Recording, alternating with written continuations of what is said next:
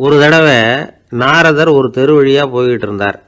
வழியில் ஒருத்தர் வேத சாஸ்திரம்லாம் படிச்சுக்கிட்டு உட்காந்துருந்தார். அவர் நாரதரை பார்த்து எங்கே போயிட்டு இருக்கிறீங்கன்னு கேட்டார். கடவுளை பார்த்துட்டு வரலாம்னு போயிட்டு இருக்கிறேன் அப்படின்னார் நாரதர். அப்படின்னா அவர்கிட்ட எனக்கு எப்போ முக்தி கிடைக்கும்னு கேட்டுட்டு வாங்களேன் அப்படின்னார் இவர். சரி கேட்டு வரேன் அப்படின்னு சொல்லிவிட்டு நாரதர் நடந்தார். கொஞ்சம் தூரத்தில் ஒரு மரத்தடியில் ஒரு தொழிலாளி செருப்பு தைச்சிக்கிட்டு உட்காந்துருந்தார். அந்த ஆளும் அதே மாதிரி கேட்டுக்கிட்டார். எனக்கு எப்போ முக்தி கிடைக்கும்னு கடவுள்கிட்ட கேட்டுக்கிட்டு வாங்களேன்னார். அவர்கிட்டையும் சரின்னு சொல்லிவிட்டு நாரதர் நேராக வைகுண்டத்துக்கு வந்து சேர்ந்தார்.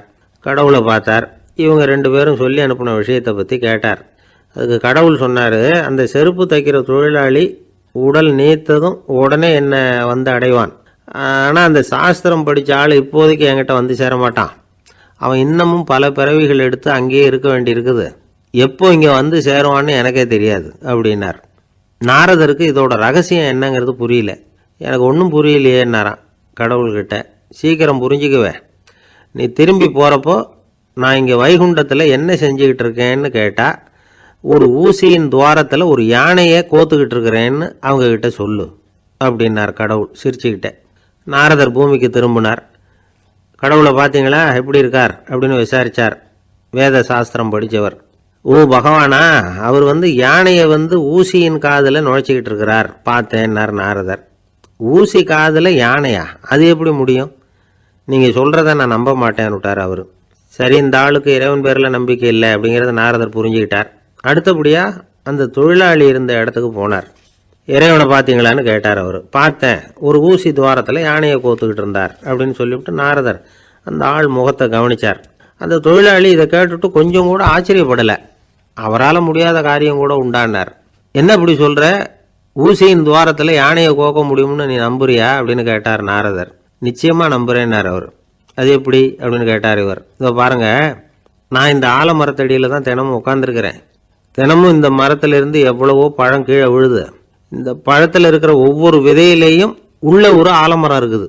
ஒரு சின்ன விதைக்குள்ள ஒரு பெரிய ஆலமரம் இருக்க முடியுங்கிறப்ப ஊசி துவாரத்தில் கடவுள் யானையை நுழைய வச்சாருங்கிறத ஒத்துக்கிறதுல என்ன கஷ்டம் இருக்குது அப்படின்னு ரொம்ப சர்வசாதாரணமாக பதில் சொன்னாராம் அந்த தொழிலாளி. நாரதர் யோசனை பண்ணார். இந்த தொழிலாளி வேத சாஸ்திரங்களையெல்லாம் படிக்கலைன்னா கூட அறிவுபூர்வமாக சிந்திச்சு இறைவனை நம்புகிறான். அதனால தான் கடவுள் இந்த ஆளுக்கு சீக்கிரம் முக்தி கிடைக்கும்னு சொன்னார் அப்படிங்கிறத புரிஞ்சுக்கிட்டாராம். இந்த கதையில் வர்ற கடவுள், நாரதர், வைகுண்டம் இதெல்லாம் ஒரு பக்கம் இருக்கட்டும், ஒரு சின்ன விதைக்குள்ள ஒரு பெரிய ஆலமரம் தூங்கிக்கிட்டு இருக்கு அப்படிங்கிற உண்மை, அந்தரத்தில் 1000 கிரகங்கள் சுற்றிக்கிட்டு இருக்குங்கிற உண்மை, இதெல்லாம் நாம் பார்த்துக்கிட்டு தானே இருக்கிறோம். இந்த உண்மைகள் அதிசயமாக நமக்கு தெரியறதுனால அதை நம்பாமல் இருந்துட முடியாது. இயற்கையை பரிபூர்ணமாக நம்புங்கள், அந்த நம்பிக்கையே நம்ம வாழ்க்கைக்கு ஆதாரம் அப்படிங்கிறத விளக்கறதுக்காக தான் இந்த கதை. இந்த காலத்தில் நம்ம பிள்ளைங்களுக்கெல்லாம் இது மாதிரி நம்பிக்கை அதிகமாகவே இருக்குது. ஒரு நாள் ஒரு சின்ன பையன்கிட்ட கேட்டேன், ஏன்பா கடவுள் ஒரு பானைக்குள்ளே ஒரு யானையை நுழைய வச்சுட்டாருன்னு சொன்னால் அதை நீ நம்புவியா அப்படின்னு கேட்டோம். நம்புவேன் சார், அது ஒன்றும் பெரிய அதிசயம் இல்லைன்னா. எப்படிறான்னு கேட்டோம். எப்படின்னா அந்த பானை அந்த யானையை விட பெருசாக இருந்திருக்கும், அவ்வளவுதான் அப்படின்னு சொல்கிறான். ஒரு ராஜா இருந்தார். நாடு பூராவும் நிறைய மரங்களை நட்டு வளர்க்கணுங்கிறது அவரோட ஆசை. தானே அதுக்கு முன்மாதிரியாக இருக்கணும்னு நினச்சார். அரண்மனையை சுற்றி மரங்களை நட்டு வளர்த்தார். இதை பார்த்துட்டு ஜனங்களும் அவங்கவுங்க வீட்டை சுற்றி மரக்கன்றுகளை நட்டு வளர்த்தாங்க. கொஞ்ச காலத்தில் ஊர் பூரா பசுமையாக மாறிச்சு. எல்லாருக்கும் சந்தோஷமாக இருந்தது. இது ஒரு பக்கம் இருக்கட்டும். இப்போ நான் சொல்ல போகிற கதை வேறு. அதாவது அந்த ராஜா ஒரு நாள் தன்னுடைய அரண்மனையை சுற்றி இருக்கிற விதவிதமான மரங்களை எல்லாம் போய் பார்த்தார். எப்படி இருக்கிறீங்க அப்படின்னு ஒவ்வொரு மரத்துக்கிட்டையும் விசாரித்தாராம். எந்த மரமும் சந்தோஷமாக இருக்கிறதா தெரியல. அதுக்கும் மனசில் ஒரு குறை. முதல்ல ஆலமரத்துக்கிட்ட போனார். அது சொல்லிச்சு, மண்ணா, நான் நல்லா பெருசாக வளர்ந்துருக்கிறேன், அடர்த்தியாக இருக்கிறேன், கிளையெல்லாம் 4 பக்கமும் நல்லா படர்ந்து தான் இருக்குது, இருந்தாலும் எந்த பிரயோஜனமும் இருக்கிறதா தெரியல எனக்கு. என்னுடைய பழம்லாம் ரொம்ப சின்னதாக இருக்குது, என் கண்ணுக்கு சரியாக புறப்பட மாட்டேங்குது. நான் இருக்கிற சைஸுக்கு என்னுடைய கிளையில் இருக்கிற பழம்லாம் எவ்வளோ பெருசாக இருக்கணும், அது இத்தினூண்டு இருக்கிறது எனக்கு பெரிய அவமானமாக இருக்குது. இப்படி இங்கே நின்றுக்கிட்டு இருக்கிறதே ரொம்ப கூச்சமாக இருக்குது. ஒரு நல்ல புயல் வந்ததுன்னா பேசாமல் சாஞ்சு விடலாமான்னு பார்க்குறேன் அப்படின்னு புலம்புது ஆலமரம். சரி இருக்கட்டும்னு நினச்சிக்கிட்டு ராஜா அடுத்தபடியாக ஒரு அத்தி மரத்துக்கிட்ட போனார். அதுவும் புலம்ப ஆரம்பிச்சுட்டுது. நான் கூட பெரிய மரம் தான், இல்லை இலையெல்லாம் அழகாக தான் இருக்குது, பழம் அழகாக இருக்குது, இருந்தாலும் உள்ள விஷயம் இல்லையே. அத்தி பழத்தை புட்டு பார்த்தா அத்தனையும் சொத்தை அப்படின்னு பழமொழியே உண்டாயிட்டுதே. இப்படி ஒரு கெட்ட பேரோடு நான் இருக்கணுமா அப்படின்னு புலம்புது அது. சரி, இது இருக்கட்டும் அப்படின்னு சொல்லி அடுத்தபடியாக வேப்ப மரத்துக்கிட்ட போனார். அது தன்னுடைய வேதனையை வெளியிட்டது. எனக்கு எவ்வளவோ மருத்துவ குணங்கள்லாம் இருக்கிறதா சொல்லிக்கிறாங்க, இருந்தாலும் என்ன பிரயோஜனம்? என்னுடைய பழத்தை மனிதர்கள் யாரும் விரும்பி சாப்பிட்றது இல்லையே அப்படின்னுது. ராஜா அடுத்தாப்புல இருந்து ஒரு பனை மரத்துக்கிட்ட போனார். நான் நல்லா உயரமாக தான் வளர்ந்துருக்கிறேன், மற்ற மரங்கள்லாம் என்னை அண்ணாந்து தான் பார்க்கணும், இருந்தாலும் என்கிட்ட நிழலுக்காக யாரும் ஒதுங்கிறது இல்லையே அப்படின்னுது. என்ன இது, எல்லா மரமும் இப்படி திருப்தி இல்லாமல் இருந்துக்கிட்டு இருக்குதே அப்படின்னு நினச்சிக்கிட்டே ராஜா அடுத்தபடியாக அங்கே இருந்த ஒரு பைன் மரத்துக்கிட்ட போனார். அழகாக உயரமாக பசுமையாக தான் இருந்தது, ஆனால் பழமோ பூவோ கிடையாது. அதை நினச்சி அது வருத்தப்பட்டுக்கிட்டு இருக்குது. ஓக் மரம் அது ஒன்று நின்றுட்டு இருந்தது. அது என்ன சொல்லிச்சுன்னா, இலையுதிர் காலத்தில் என் மேலே இருக்கிற எல்லா இலைகளும் உதிர்ந்து போடுது, முடி கொட்டின மனிதர்கள் மாதிரி மொட்டையாக நான் நிற்க வேண்டியிருக்குது, என்ன வாழ்க்கை இது அப்படின்னு சொல்லி அழுத்துக்கிட்டது. சரி, புளிய மரம் என்ன சொல்லுது பார்ப்போம்னு அதுக்கிட்ட போனால், என்னுடைய நிழலில் யாருமே தங்க மாட்டாங்க, உடம்புக்கு சூடுன்னு ஒதுங்கி போயிடுவாங்க, அடிமரத்தை பார்த்திங்கன்னா பட்டையெல்லாம் உறிஞ்சி பார்க்குறதுக்கே கேவலமாக இருப்பேன் அப்படின்னுது அது. முருங்கை மரம் என்ன சொல்லிச்சு தெரியுமா, என்னுடைய இலை காயெல்லாம் சாப்பிட்றவங்களுக்கு சத்து கொடுக்கறது வாசம்தான், ஆனால் என் உடம்புல சத்தே கிடையாது, கொஞ்சம் வேகமாக காற்று அடிச்சதுன்னா முறிஞ்சி விழுந்துடுறேன், என்ன வாழ்க்கை இது அப்படின்னு சொல்லி அது வருத்தப்பட்டது. ராஜா யோசனை பண்ணார். என்ன இது, மரங்கள் பூமியின் வரங்கள்னு சொல்கிறோம், மழை பெய்யறதுக்கு அதுதான் காரணம், பூமி செழிப்பாக இருக்கிறதுக்கும் அதுதான் காரணம், வீடு கட்டுறதுக்கு மரம், நாற்காலி செய்ய உபயோகப்படுத்துறதுக்கும் அதுதான் உபயோகப்படுது, மனுஷனுக்கு வேண்டிய ஆகாரங்களையும் கொடுக்குது, இப்படிலாம் இருந்தும் எல்லா மரமும் நிம்மதி இல்லாமல் இருந்துக்கிட்டு இருக்குதே அப்படின்னு நினச்சார். அப்போது அங்கே இருந்த ஒரு மகிழ மரம் அவர் கண்ணில் பட்டுது. அந்த மரம் மட்டும் கொஞ்சம் நிம்மதியாக மகிழ்ச்சியாக இருக்கிறது மாதிரி தெரிஞ்சுது. உடனே ராஜா அதுக்கிட்ட போனார். உனக்கு மனசில் எதுவும் குறை இல்லையான்னு கேட்டார். இல்லை, நான் சந்தோஷமாக தான் இருக்கேன்னு அந்த மகிழ மரம். அப்படியான்னு ஆச்சரியமாக கேட்டார் ராஜா. ஆமாம் மன்னா, இந்த இடத்துல நீங்கள் ஒரு முருங்கை மரத்தையோ வேப்ப மரத்தையோ கூட நட்டிருக்கலாம், ஆனால் இந்த இடத்துல நடுறதுக்கு என்ன தேர்ந்தெடுத்துருக்குறீங்க, அதுவே எனக்கு பெருமை, அதுவே எனக்கு திருப்தி அப்படின்னு தான் மகிழ மரம். மகிழ மரம் சாதாரணமாக தான் இருக்கும், இளம் மஞ்சள் நிறத்தில் பூக்கள், அது காய்ந்தும் மனம் வீசும். மகிழ மரம் மாதிரி மன திருப்தியோடு வாழறதுக்கு நாம் கற்றுக்கணுமா. நாம் இந்த உலகத்தில் ஒரு நாயாவோ நரியாவோ கூட பிறந்திருக்கலாம், மனுஷனாக பிறந்திருக்கிறோம், அதுவே பெருமை தானே. இந்த நிறைவு தான் மகிழ்ச்சியின் ரகசியம். ஒரு பையன் அப்பா கிட்ட போய், அப்பா நீங்கள் இந்த உலகத்தில் ஒரு மனுஷனாக பிறந்தது என்னோட அதிர்ஷ்டம் நானா. ஏண்டா அப்படி சொல்கிறேன்னு இருக்கார் அப்பா. நீங்கள் ஒரு கரடியாக பிறந்திருந்தா இந்நேரம் நானும் ஒரு கரடி குட்டியாக தானே இருந்திருப்பேன் அப்படின்னு நானா பையன். ஒரு தீக்குச்சி தீப்பெட்டியை பார்த்து கேட்டுதான், நாம் 2 பேரும் தானே உரசிக்கிறோம், ஆனால் நான் மட்டும் தீ பிடிச்சி எரிஞ்சு போகிறேன், நீ அப்படியே இருக்கிறியே அப்படின்னு தான். அதுக்கு தீப்பெட்டி சொல்லியிருக்குது, உனக்கு தலையில் கணம் இருக்குது அதனால் அழிஞ்சு போகிற அப்படின்னு தான். எப்படி இருக்கு பாருங்கள் இந்த பதில். தலையில் கணம் உள்ளவங்க யாருமே சரியாக இருக்க முடியாது, எவ்வளவு பெரியவங்களாக இருந்தாலும் சரி, ரொம்ப கஷ்டம்தான் அது. கர்வம்ங்கிறது கூடவே கூடாது. இதை விளக்கிறதுக்கு மகான் ஒருத்தர் ஒரு சம்பவத்தை சொல்கிறார். அர்ஜுனன் தீர்த்த யாத்திரை பண்ணானா, அப்போது தென்னிந்தியாவுக்கு வந்திருக்கிறான். ராமேஸ்வரத்துக்கு போனப்போ அங்கே இலங்கைக்கு கல்லுலாம் அடுக்கி போடப்பட்டிருந்த பாலத்தை பார்த்தானா. ஒரு சின்ன குரங்கு அதுக்கு பக்கத்தில் விளையாடிக்கிட்டு இருந்திருக்கு. அதை பார்த்துட்டு அர்ஜுனன் சிரிச்சிருக்கான். ஏன் சிரிக்கிறேன்னு கேட்டிருக்கு அந்த குரங்கு. ராமன் மிகச்சிறந்த வில் வீரன், அப்படி இருக்கிறப்போ அவன் இலங்கைக்கு அம்புகளாலேயே ஒரு பாலம் கட்டியிருக்கலாம், அதை விட்டுட்டு போயும் உன்ன மாதிரி குரங்குகளை துணையாக வச்சுக்கிட்டு இப்படி ஒரு கருங்கல் பாலத்தை கட்டியிருக்கிறானே அப்படின்னு நானா. அம்புகளால் பாலம் கட்ட முடியுமா அப்படின்னு கேட்டுதான் குரங்கு. ஏன் முடியாது, என்னால் முடியுமேன்னு இருக்கான் அர்ஜுனன். அம்பால் பாலம் கட்டலாம், இருந்தாலும் என்ன மாதிரி குரங்குகள் ஏறி நடந்தா அது தாங்குமா, அதனால தான் ராமர் கருங்கல் பாலமே கட்டினார் அப்படின்றது குரங்கு சொல்லிச்சான். அப்படியே சொல்கிற, நான் வேணும்னா இப்போ அம்புகளாலேயே ஒரு பாலத்தை கட்டுறேன், நீ அது மேலே ஏறி நடந்து பார், பாலம் விழுந்துட்டுதுன்னா நான் தீ மூட்டி அதில் குதித்து உயிர் தியாகம் பண்ணி விட்றேன் அப்படின்னு நான் ரொம்ப கோபமாக. உடனே அந்த சின்ன குரங்கு பெரிய உருவம் எடுத்துட்டு தான் கையில் கதையோடு அர்ஜுனன் முன்னாடி நிற்கிறான் அனுமன். பார்த்தா, என்னுடைய தலைவர் ராமரையா இழிவாக பேசுகிற, நீ இப்போ பாலம் கட்டு, நான் என்னுடைய பலத்தை காட்டுறேன் அப்படின்னு அனுமன். அர்ஜுனன் தன்னுடைய காண்டிபத்தை எடுக்கிறான், சரமாரியாக அம்புகளை விடுறான், அதெல்லாம் ஒன்றோட ஒன்று கோத்துக்கிட்டு அப்படியே பாலம் மாதிரி நிற்கிது. அர்ஜுனன் தலை நிமிர்ந்து நின்னான். அனுமன் உயர கிளம்பி அங்கேருந்து பாலத்தில் வந்து பொத்துன்னு இறங்கினான். பாலம் அப்படியே நொறுங்கி போச்சு தூள் தூளாக. என்ன அர்ஜுனா, இப்போ என்ன செய்ய போகிற அப்படின்னா ஏளனமா. அர்ஜுனன் தலையை தொங்க போட்டுக்கிட்டான். சொன்னபடி தீ மூட்டி அதில் குதிக்கிறதுக்காக 3 தடவை சுற்றி வந்தான். அப்போது கிருஷ்ணர் அங்கே வந்தார். என்ன அர்ஜுனா, என்ன நடக்குது, என்ன இது அப்படின்னு ஒன்றும் தெரியாத மாதிரி கேட்டார். அர்ஜுனன் வாயை திறக்கிறதுக்கு முன்னாடி அனுமன் வாயை திறந்தான், நடந்ததை சொன்னான். அர்ஜுனன் சவால் விட்டபடி உயிர் திறந்தே ஆகணும்னு அனுமன். கிருஷ்ணர் யோசனை பண்ணார். நல்லது, இந்த சவால் விட்டதுக்கும் நடந்ததுக்கும் யார் சாட்சி? பெரிய ஒருத்தரை சாட்சியாக வச்சுக்கிட்டல்லவா நீங்கள் இந்த போட்டியை நடத்தியிருக்கணும் அப்படின்னார். அதனால் என்ன, இப்போ மறுபடியும் அந்த போட்டியை நடத்தி விட்டா போச்சு, என்னால் அந்த அம்பு பாலத்தை நொறுக்க முடியாதா அப்படின்னு அனுமன். சரி, இப்போ மறுபடியும் அது நடக்கட்டும்னார் கிருஷ்ணர். அர்ஜுனன் அம்பு பாலம் அமைச்சான். அனுமன் ஏறி குதிச்சான். பாலம் அசைஞ்சு கொடுக்கவே இல்லை, அவ்வளோ உறுதியாக இருக்குது. இப்போ அனுமன் தலையை குனிஞ்சிக்கிட்டான். அர்ஜுனன் நன்றியோடு நிமிர்ந்து பார்த்தான். கிருஷ்ணருடைய தோள்கள்லேயும் முதுகள்லேயும் ரத்தம். என்ன சுவாமி, என்ன நடந்ததுன்னு நான் பதறி போய், உன் அம்பு பாலத்தை நான் தான் முட்டு கொடுத்து தாங்கிக்கிட்டு இருந்தேன். அனுமன் குதிச்சப்போ என் மேலே ஏற்பட்ட காயங்கள் இவை. பின்ன உன்னுடைய அம்பு பாலத்தினாலேயா பாலம் நின்றுதுன்னு நினைக்கிற அப்படின்னாரான். முதல்ல வந்து அர்ஜுனன், அப்புறம் அனுமன் 2 பேருக்குமே கர்வ பங்கம் ஆயிட்டு தான். அதாவது அவங்கக்கிட்ட இருந்த கர்வம் போயிட்டுது. யாராக இருந்தாலும் கர்வம் கூடாதுங்கிறத இதிலேருந்து நாம் புரிஞ்சுக்கணும். இந்த காலத்தில் நாமெல்லாம் எந்த விஷயத்துக்கெல்லாம் கர்வப்பட்டுருக்கோம் தெரியுமா? 2 பெண்கள் தங்களுடைய கணவன்மார்களை பற்றி ரொம்ப பெருமையாக பேசிக்கிட்டாங்களாம்.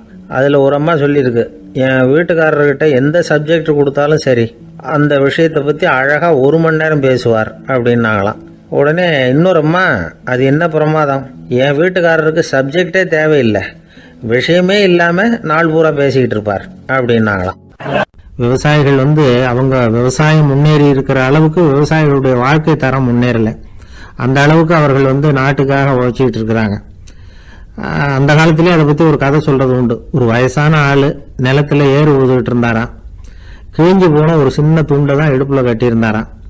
தலையில் ஒரு கந்தலை சுற்றி இருந்தார். உடம்பு பூரா சேரு, ரொம்ப ஏழை. ஏறு ஓட்டிகிட்டு இருக்கிறவர் வேறு எப்படி இருப்பார்? இருந்தாலும் அந்த ஆள் ரொம்ப ஜாலியாக பாட்டு பாடிக்கிட்டே ஏறு ஊதுகிட்டு இருந்தாராம்.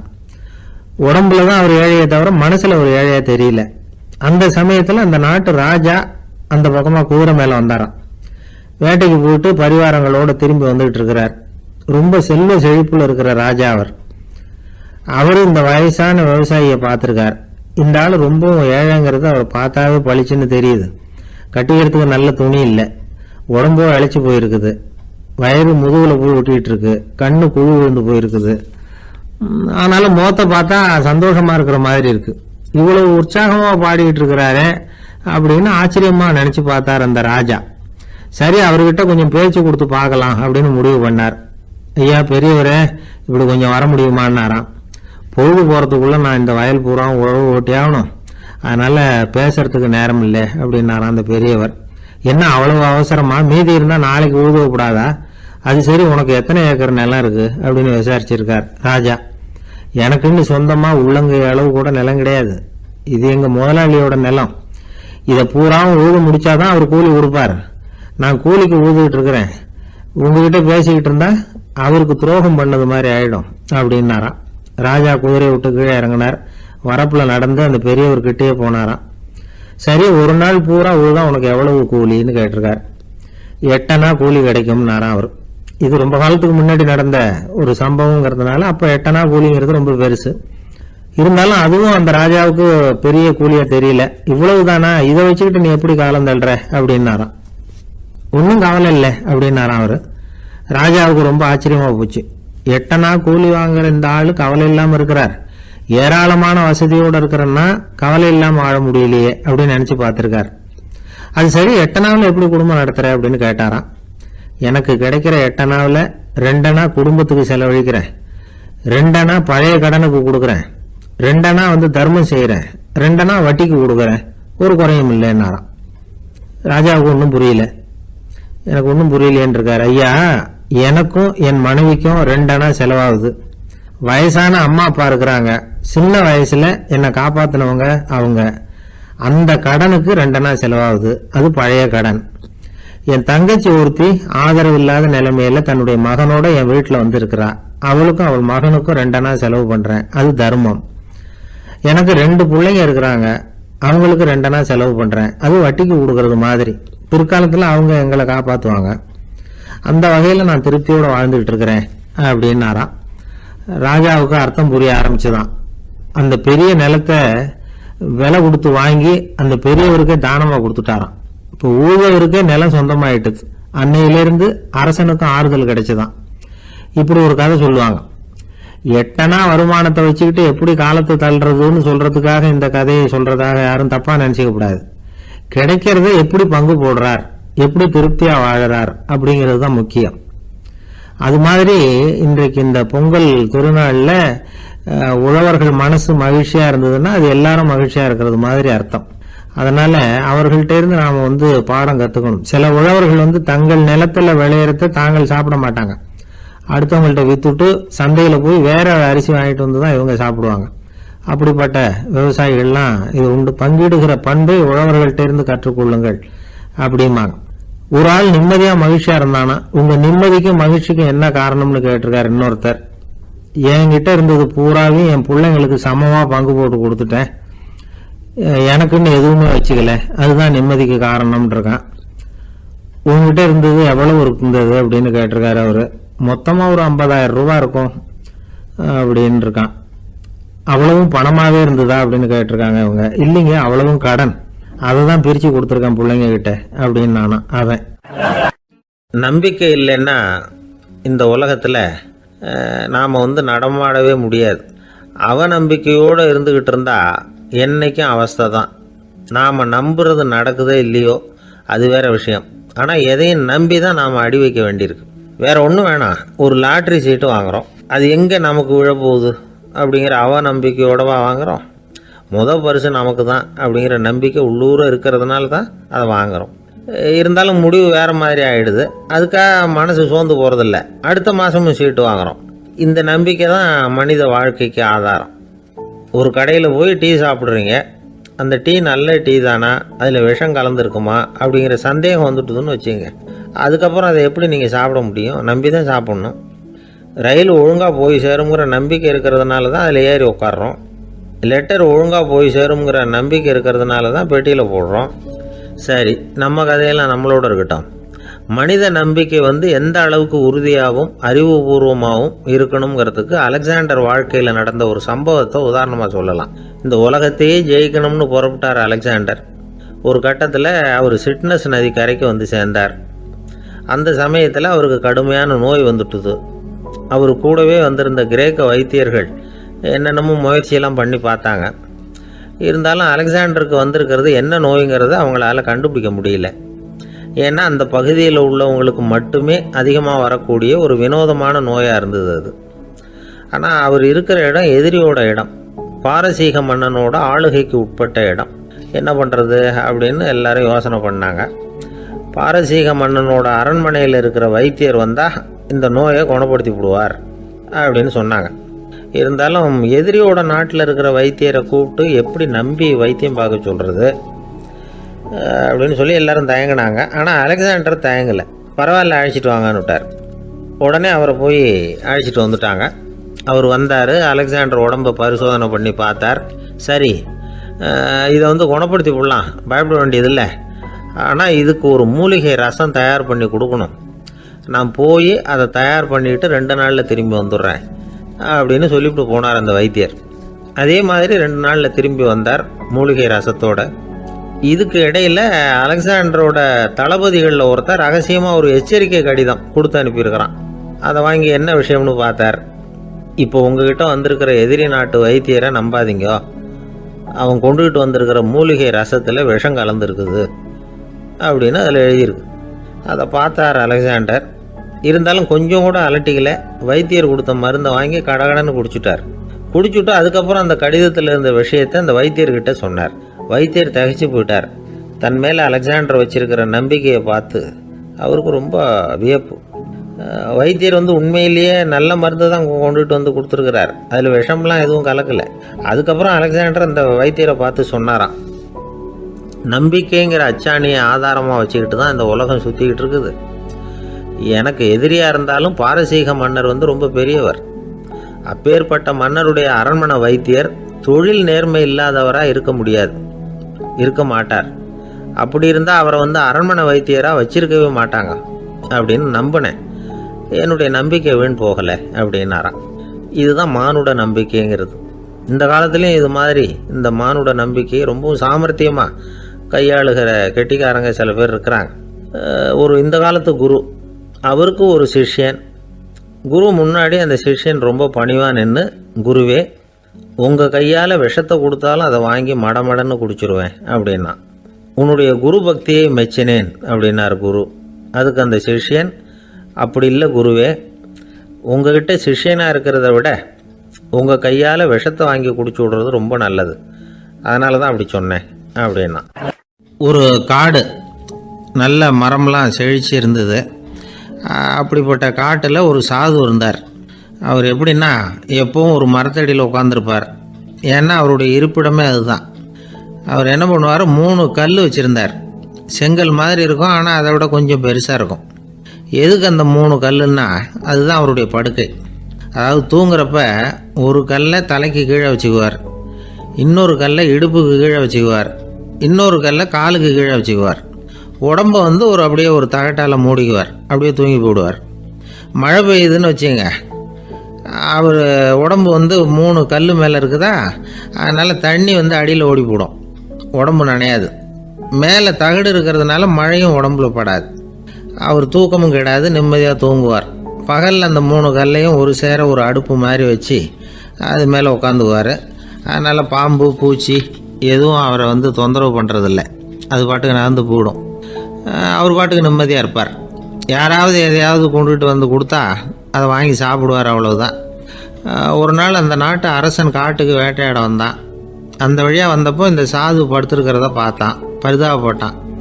ஐயோ பாவம், இவர் இப்படி இந்த கல் மேலே உடம்பை வச்சுக்கிட்டு தூங்குறாரு, என்ன பாடுபடுவார், இவரை நாம் அரண்மனைக்கு அழைச்சிட்டு போய் சுகமாக நிம்மதியாக இருக்கிறதுக்கு வழி செஞ்சு கொடுப்போம், அது ரொம்ப நல்லாயிருக்கும் அப்படின்னு நினச்சான். அப்படி நினச்சிக்கிட்டே அரண்மனைக்கு வந்துட்டான். அதுக்கப்புறம் ஒரு பல்லக்கையும் 2 சேவகர்களையும் காட்டுக்கு அனுப்பி அந்த சாதுவை மெதுவாக இங்கே அழைச்சிட்டு வந்துடுங்க அப்படின்னு சொல்லி அனுப்பி வச்சான். இவங்க போய் அவர்கிட்ட விவரத்தை சொன்னாங்க. எனக்கு என்னத்துக்கு அரண்மனை வாசம் அப்படின்னார். இருந்தாலும் மன்னர் உத்தரவு, நீங்கள் அவசியம் வரணும் அப்படின்னாங்க இவங்க. சரின்னு சொல்லிவிட்டு வேறு வழி இல்லாமல் புறப்பட்டார். புறப்படும் பொழுது என்ன பண்ணாருன்னா, மறக்காமல் அந்த 3 கல் ஒரு தகடு அதையும் எடுத்து பல்லக்கில் வச்சுக்கிட்டார். என்னத்துக்கு இதையெல்லாம் எடுத்து வைக்கிறாரு அப்படின்னு சொல்லி அவங்க யோசனை பண்ணாங்க. இருந்தாலும் அதை பற்றி ஒன்றும் கேட்கல. பேசாமல் அவரை அழைச்சிட்டு போய் அரண்மனையில் விட்டுட்டாங்க. அரசன் ஓடி வந்தான், வரவேற்றான், அறுசுவை உணவு படைத்தான்.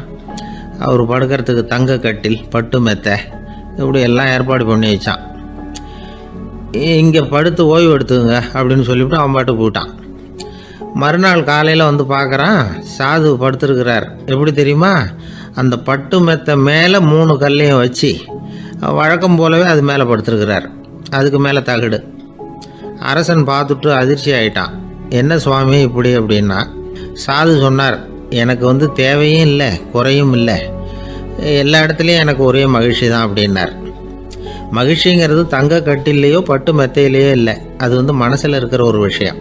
உண்மையான மகிழ்ச்சிக்கு வழி மனப்பக்குவம் அப்படிங்கிறது அந்த அரசனுக்கு புரிஞ்சுதான். இந்த காலத்தில் ஒரு சாமியார், அவரை தேடி ஒரு சீடன் வந்தான். என்னாச்சு தெரியுமா, சுவாமி எனக்கு நிம்மதி வேணும், அதுக்கு என்ன வழின்னு கேட்டான். சாமியார் நிமிர்ந்து பார்த்தார். அப்புறம் சொன்னார், நீ ஏகப்பட்ட பேர்கிட்ட கடன் வாங்கியிருக்கிற, அதையெல்லாம் திருப்பி கொடுத்தா தான் உனக்கு நிம்மதி கிடைக்கும்னார். இவனுக்கு ஆச்சரியம். அது எப்படி சாமி, அவ்வளவு கரெக்டாக நான் கடன் வாங்கினதை கண்டுபிடிச்சிங்க அப்படின்னா. உனக்கு கடன் கொடுத்து சாமியாராக போனதே நான் தான்ப்பா, அதனால தான் இந்த கதிக்கு வந்தேன். என்கிட்டயே நிம்மதிக்கு வழி கேட்குறிய, அதுதான்டா வேதனை அப்படின்னாராம் அவர். ரொம்ப நாளைக்கு முன்னாடி ஒரு நாள் கோவலன் நாடகம் நடந்தது. எங்கள் மதுரையில் நடந்தது. அதில் ஒரு முக்கியமான கட்டம், கண்ணகி கிட்ட சிலம்பை வாங்கிக்கிட்டு அதை விற்கிறதுக்காக மதுரை நகருக்கு புறப்படுறான் கோவலன். அந்த சமயத்தில் கண்ணகி பாடுற மாதிரி ஒரு நாடக பாடல், நாடக ஆசிரியர் எழுதினது. அது என்ன பாட்டுன்னா, மா பாவியோர் கூடி வாழும் மதுரைக்கு மன்னா போகாதீர் என்று அப்படின்னு ஆரம்பிக்கும் அந்த பாட்டு. இதுதான் அந்த பாட்டு. இதை கண்ணகி மேடையில் பாடின உடனே கூட்டத்தில் சலசலப்பு.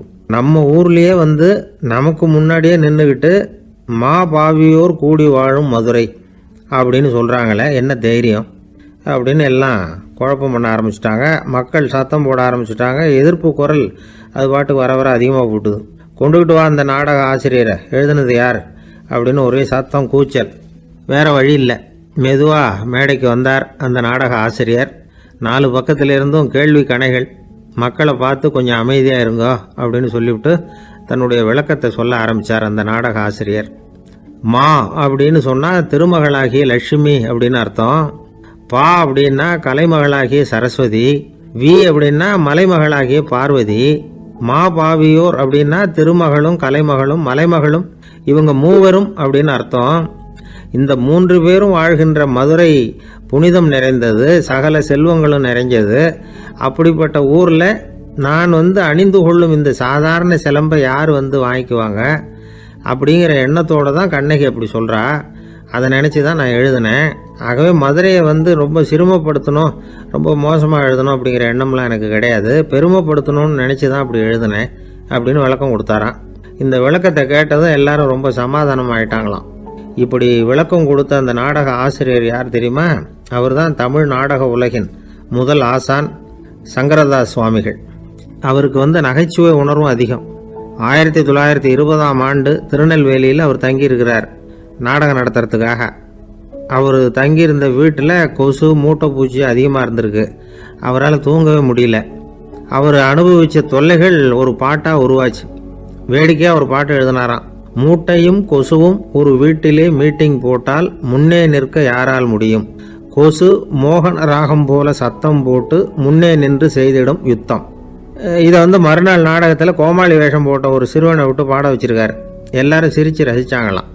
சங்கரதாஸ் சுவாமிகள் வந்து கல்யாணமே பண்ணிக்கல, துறவி மாதிரியே வாழ்ந்திருக்கார். தமிழ் நாடக கலைக்கு தன்னையே அர்ப்பணம் பண்ணிட்டவர் அவர். 1922 நவம்பர் மாதத்தில் ஒரு நாள் புதுச்சேரியில் அவர் வாழ்க்கை முடிஞ்சுது. அப்போ அவருக்கு வயசு 55. சங்கரதாஸ் சுவாமிகள் நாடக ஆசிரியர் மட்டும் இல்லை, மேடை நாடக இயக்குனர், தயாரிப்பாளர். அவரே ஒரு சிறந்த நடிகர். ஒரு தடவை சாவித்திரி நாடகத்தில் இவர் யமதர்மனா வேஷம் போட்டு நடிச்சிருக்கிறார். நாடகம் பார்த்துக்கிட்டு இருந்த கருவுற்ற ஒரு பெண்மணிக்கு பயத்தினால அங்கேயே குழந்தை பிறந்துட்டு தான். அந்த நிகழ்ச்சிக்கு அப்புறம் இவர் இந்த வேஷம் போடுறப்போலாம் ஜனங்களுக்கு முன்கூட்டியே எச்சரிக்கை கொடுக்க ஆரம்பிச்சிருவாராம். அதாவது அப்படி யாராவது பயப்படுறவங்க இருந்தால் கொஞ்சம் கண்ணை மூடிங்க அல்லது எழுந்திரிச்சு போடுங்கன்னு. நடிப்புன்னா அப்படிலாம் இருக்கணும். இந்த காலத்தில் நடிகர் ஒருத்தர் சொன்னார், சார் நான் இந்த நாடகத்தில் நடிக்கிறப்போ முகத்தில் நவரசங்களையும் காட்டி நடித்தேன், உணர்ச்சிகளை எல்லாம் நல்லா காட்டி நடித்தேன். அப்படி இருந்தும் ஜனங்கள் வந்து கல் எடுத்து மேடையில் வீசிவிட்டாங்க சார் அப்படின்னார். நாடகத்தில் உங்களுக்கு என்ன வேஷம் அப்படின்னு கேட்டாங்க. அது செத்து கிடக்கிற பணமாக நடித்தேன் சார் அப்படின்னார். ஒரு ஊரில் ஒரு இளைஞன் இருந்தான். ஒரு நாள் அவன் ஒரு குருவை தேடிக்கிட்டு புறப்பட்டான். ஊரை விட்டு வெளியில் போனான். போகிற வழியில் ஒரு காடு. அந்த காட்டில் ஒரு மரத்தடியில் ஒரு பெரியவர் உட்காந்துருக்கிறார். அமைதியாக மௌனமாக அவர் அமர்ந்திருக்கிறார். இந்த பெரியவரை விசாரிக்கலாம், குருவை தேடி கண்டுபிடிக்கிறதுக்கு இவர் ஏதாவது ஒரு வழி சொல்லி கொடுப்பார் அப்படின்னு நினச்சிக்கிட்டு அவரை நெருங்கினான். ஐயா, எனக்கு ஒரு குரு தேவை, எங்கே கிடைப்பார்? அவரை எப்படி அடையாளம் கண்டுபிடிக்கிறது? அதை பற்றி ஏதாவது விவரம் சொன்னீங்கன்னா நான் கண்டுபிடிச்சிக்குவேன் அப்படின்ட்டுருக்கான். பெரியவர் நிமிர்ந்து பார்த்தார். தம்பி, அது ரொம்ப சுலபம். அவர் வயசானவராக இருப்பார், என்னை விட சுமார் 30 வயசு அதிகமாக இருக்கும். அவர் ஒரு மரத்தடியில் தான் உட்காந்துருப்பார் அப்படின்ட்டுருக்கான். சரிங்க பெரியவரே, அது என்ன மாதிரியான மரம், எப்படி இருக்கும் அப்படின்னு கேட்டிருக்கான். பெரியவர் அந்த விவரங்களையும் சொல்லியிருக்கிறாரு. அது மட்டும் இல்லை, சந்திக்கிற நாள், நேரம், வினாடி முதற்கொண்டு எல்லா விவரங்களையும் துல்லியமாக சொன்னாராம். இவ்வளவு விவரங்களை இவரால் எப்படி சொல்ல முடியுது அப்படின்னு இவனுக்கு ஆச்சரியம். இருந்தாலும் அந்த பெரியவர் கடைசியாக ஒரு விவரம் சொன்னார். அது என்ன தெரியுமா? எப்படியும் நீ அவரை சந்திக்கிறதுக்கு ஒரு 30 வருஷம் ஆகும் அப்படின்னு சொல்லிவிட்டாராம். ரொம்ப நன்றிங்க பெரியவரே அப்படின்னு சொல்லிவிட்டு அந்த இளைஞன் புறப்பட்டுருக்கான். இப்போ அவனுக்கு குரு பற்றின விவரம் எல்லாம் கிடச்சிட்டுது, சந்திக்கிற நேரமும் தெரிஞ்சுட்டுது. ஆனால் 30 வருஷம் அவரை தேடி அலைய வேண்டியிருக்குமே. அவன் தேட ஆரம்பித்தான். காடு மலை எல்லாம் சுற்றி அலைஞ்சான். பல வருஷங்கள் தேடினான். அழுத்து போயிட்டான். கடைசியில் அவனுக்கும் வயசாகிட்டுது. கடைசியில் தன்னுடைய சொந்த ஊருக்கே திரும்பி போய்கிட்டு இருந்தான். அங்கே ஒரு மரத்தடியில் அவன் தேடிக்கிட்டு இருந்த குருநாதர் கிடைச்சார். யார் அவருன்னா, 30 வருஷத்துக்கு முன்னாடி வழி சொல்லி கொடுத்தாருல அதே பெரியவர். அவருக்கு இப்போ 30 வயசு அதிகமாக இருந்தது. அதே மரம். அன்னைக்கு பெரியவர் சொன்ன அடையாளம் இப்போ பொருத்தமாக இருந்தது. இப்போ அந்த பெரியவர் சொன்னார், சரியாக வந்து சேர்ந்துட்ட, வா, உனக்காக தான் நான் இவ்வளவு காலமும் காத்துக்கிட்டு இருந்தேன் அப்படின்னாராம். என்ன சொல்கிறீங்கன்றிருக்கான். 30 வருஷத்துக்கு முன்னாடி என்கிட்ட வந்தியே, அப்போவே என் காலம் வந்து முடிஞ்சு போயிருந்தது. அப்போவே என்ன உனக்கு அடையாளம் தெரியல, அதனால் இவ்வளவு காலம் உனக்காக காத்துட்ருக்கும்படி ஆகிட்டுது அப்படின்னாராம். ஐயா, அப்போவே நீங்கள் சொல்லியிருக்கலாமே, இதுதான் 30 வருஷம் கழித்து நீ சந்திக்க போகிற இடம், நான் தான் உன்னுடைய குரு அப்படின்னு சொல்லியிருக்கலாமே அப்படின்ட்டுருக்கான். அந்த பெரியவர் சிரிச்சுக்கிட்டே இதுக்கு பதில் சொன்னாராம். நான் எவ்வளவோ விவரமாக தான் சொன்னேன், நீ சரியாக புரிஞ்சிக்கல. காரணம், அப்போது நீ போதுமான அளவுக்கு பக்குவம் பெற்றிருக்கவில்லை. அதனால் புரியும் சக்தி இல்லாமல் போயிட்டுதப்போ 30 ஆண்டு காலம் நீ அலைஞ்சி தெரிஞ்சிருக்கிற. அது காரணமாக இப்போ உனக்கு அந்த பக்குவம் வந்துட்டுது. அதனால தான் அடையாளம் காண முடிஞ்சுது, நானே உன்னுடைய குரு அப்படின்னாராம். இதிலேருந்து என்ன தெரியுதுன்னா, ஆன்மீகத்தில் மாணவனாக சேர்றதுக்கு கூட ஒரு பக்குவத்தன்மை தேவைப்படுது. ஒரு பெரிய ஞானி, அவர்கிட்ட சீடனாக இருக்க ஒருத்தன் வந்தான், எதிரில் நின்னான். ஞானி அவனை வெகு நேரம் உற்று பார்த்தார். அப்புறம் சொன்னார், சீடனாக இருக்கிறது ரொம்ப சிரமம்னார். நான் தயாராக இருக்கிறேன்னா. அது இன்னமும் சிரமமாச்சே, இங்கே வந்து குருவாக இருக்கிறது மட்டுமே சுலபம் அப்படின்னாராம். அப்படின்னா நான் குருவாகவே ஆகிடுறேன் அப்படின்னானா. இது போலவே இந்த காலத்தில் கதை ஒன்று உண்டு. ஒரு பள்ளிக்கூடத்தில் வகுப்பு ஆசிரியர் மாணவனை திட்டிக்கிட்டு இருந்தார். டேய், நீ 100க்கு 10 மார்க்கு தான் வாங்கிக்கிட்டு இருக்க. இவ்வளவு மோசமாக நீ படித்தா கடைசியில் மாடு மேய்க்கிறது கூட லாய்க்கு இல்லாதவனா ஆகிடுவேன்.